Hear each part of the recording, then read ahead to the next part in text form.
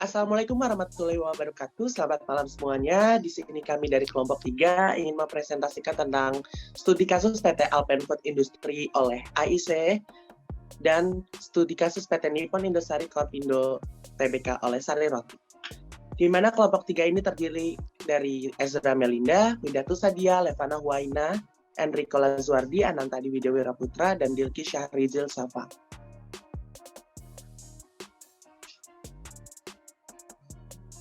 Sekarang kita masuk, apa itu studi kasus? Salah satu metode penelitian dalam ilmu sosial yang bertujuan untuk menyelidiki dan mempelajari peristiwa akan suatu objek. Lalu, bagaimana studi kasus PT Alpen Food Industry oleh AIC? Pabrik es krim AIC milik PT Alpen Food Industry merupakan perusahaan yang telah berpengalaman dalam industri es krim dengan meraih banyak prestasi dengan penghargaan. Oke, masuk ke fase 1 yaitu formative research, yaitu pengalaman yang tidak seimbang dengan nasib buruh dan pekerja perempuan dalam pabrik AIC yang melakukan banyak pelanggaran atau ketidaksesuaian terhadap pekerjaannya, di mana salah satunya yang terpenting ialah tingginya kasus bayi meninggal dan keguguran janin akibat tekanan kerja bagi pekerja perempuan, dan adanya ketidaksesuaian sanksi atau hukuman yang dialami pekerja, jam kerja malam atau lembur yang dilakukan pada pekerja perempuan yang hamil, mengakibatkan tingginya kematian bayi dalam kandungan dan keguguran menimbulkan aksi mogok kerja yang bersamaan dengan tagar boykot AIC dan stop beli es krim AIC. Next. Selanjutnya, tagar yang beredar di media sosial pun juga secara sengaja disampaikan oleh pekerja seperti bagaimana pekerja diperlakukan, proses produksi yang kurang higienis, pengelolaan limbah yang masih kurang baik, yang tentunya hal tersebut menciptakan persepsi negatif dari publik terhadap perusahaan tersebut. Dan hal ini juga berujung pada terhambatnya proses produksi es krim AIC, dan tentunya berdampak pada citra perusahaan yang menimbulkan image negatif di mata publik. Terjadinya kasus yang dialami pabrik es krim AIC ini, PT Alpen Food Industry membuat konsumen berpikir kembali untuk membeli dan mengkonsumsi produknya.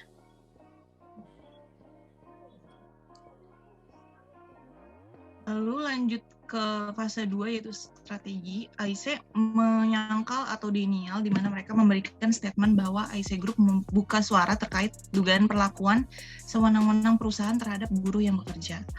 Manajer legal PT Alpen Food Industry, Simon Audriel Halomon Siagian, mengakui adanya serangkaian aksi unjuk rasa atau demonstrasi yang dilakukan oleh pekerja yang tergabung dalam SGBBI. Namun, ia mengklaim aksi tersebut memiliki substansi berbeda dengan mogok kerja. Buruh melakukan aksi unjuk rasa karena menganggap adanya kesewenang-wenangan aturan yang diberlakukan perusahaan terhadap buruh, termasuk aturan bekerja bagi perempuan dalam keadaan hamil. Next. Lalu selanjutnya, sedangkan pihak perusahaan membantah tudingan buruh, yakni justru menganggap buruh meminta kenaikan gaji. Alpen tidak mempekerjakan pekerja perempuan dalam keadaan hamil di malam hari. Sepanjang terdapat surat keterangan dari dokter, hal ini tidak melanggar ketentuan Undang-Undang 13 tahun 2013 sebagai produk hukum yang lebih tinggi dari Perda Kabupaten 4/2016. Ia mengklaim Alpen sudah dilakukan pengawasan oleh Disnaker Kabupaten Bekasi dan tidak ditemukan adanya pelanggaran terhadap mempekerjakan pekerja perempuan hamil di malam hari.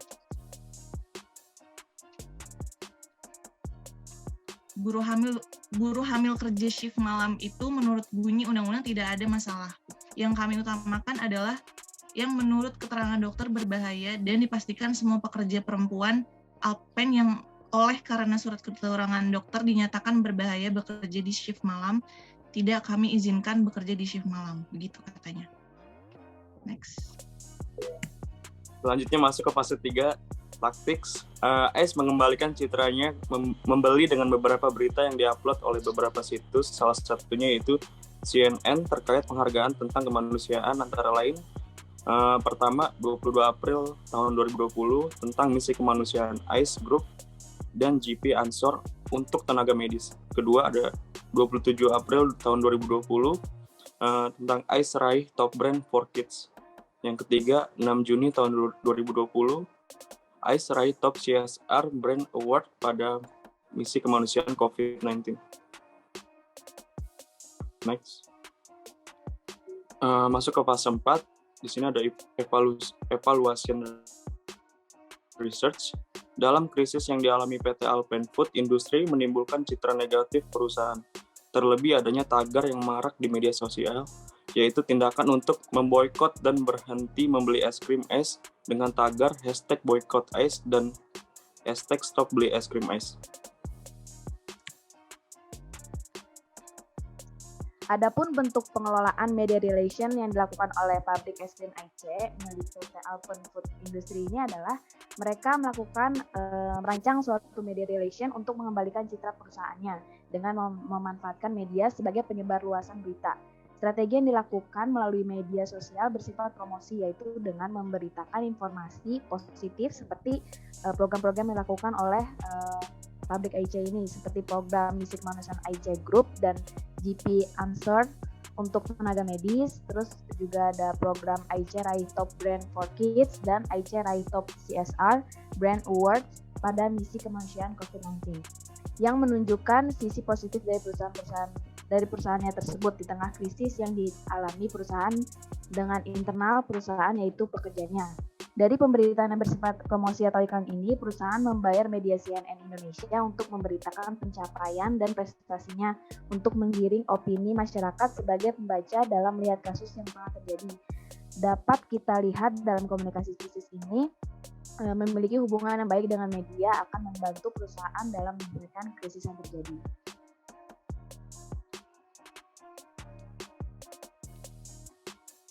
Ya, kemudian kita masuk ke studi kasus nasional. Studi kasus yang akan kita bahas ini ada di PT Nippon Indosari Korpindo Tbk oleh Sari Roti. Sebelumnya saya ingin menjelaskan apa itu dari perusahaan dari PT Sari Roti ini. PT Nippon Indosari Korpindo Tbk merupakan produsen roti dengan merek yang sudah dikenal oleh masyarakat, yaitu Sari Roti. Sari Roti merupakan bisnis sangat menguntungkan dan menjadi bagian dari jaringan bisnisnya. Dan menjadikan Salim Group ini sebagai penguasa pasar atau market share produsen roti di Indonesia yang sudah merambah sampai ke Filipina.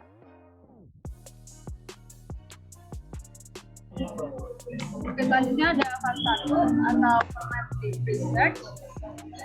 Tepat pada tanggal 22 Desember 2016, nama Sari Roti tercemar karena adanya miskomunikasi yang terjadi antara distributor dan juga perusahaannya. Pihak Sari Roti tidak mengetahui bahwa distributor tersebut melakukan aksi bagi roti gratis pada aksi 212. Media dihebohkan dengan hashtag boykot Sari Roti karena banyak pihak yang benar-benar memboikot produk Sari Roti. Konsumen yang awalnya rutin membeli produk Sari Roti pun rela tidak membeli lagi produk. Bahkan beberapa minimarket, warung, dan sekolah pun menolak menjual produk Sari Roti. Lalu selanjutnya ada fase 2, yaitu strategi yang dilakukan oleh perusahaan Nippon Indosari Korpindo Tbk dalam menangani krisis yang terjadi adalah dengan melakukan rebranding atau merubah kemasan.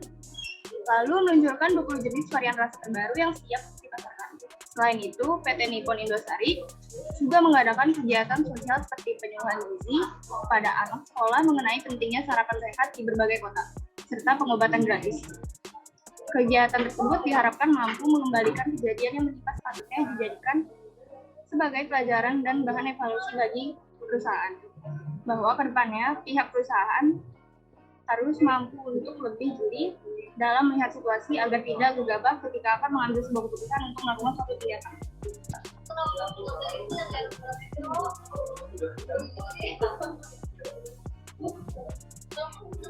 Lalu masuk ke fase ketiga, yaitu taktik, di mana langkah yang diambil oleh pihak Sari Roti yaitu dengan bungkam dan tidak melakukan klarifikasi lagi. Namun mereka merebranding produk mereka. Selain itu, pihak Sari Roti mengadakan kegiatan sosial seperti penyuluhan gizi anak sekolah tentang sarapan sehat di berbagai kota dan pengobatan gratis dengan harapan mengembalikan kepercayaan masyarakat dan menabung gunanya menghadapi manajemen krisis yang akan terjadi mendatang.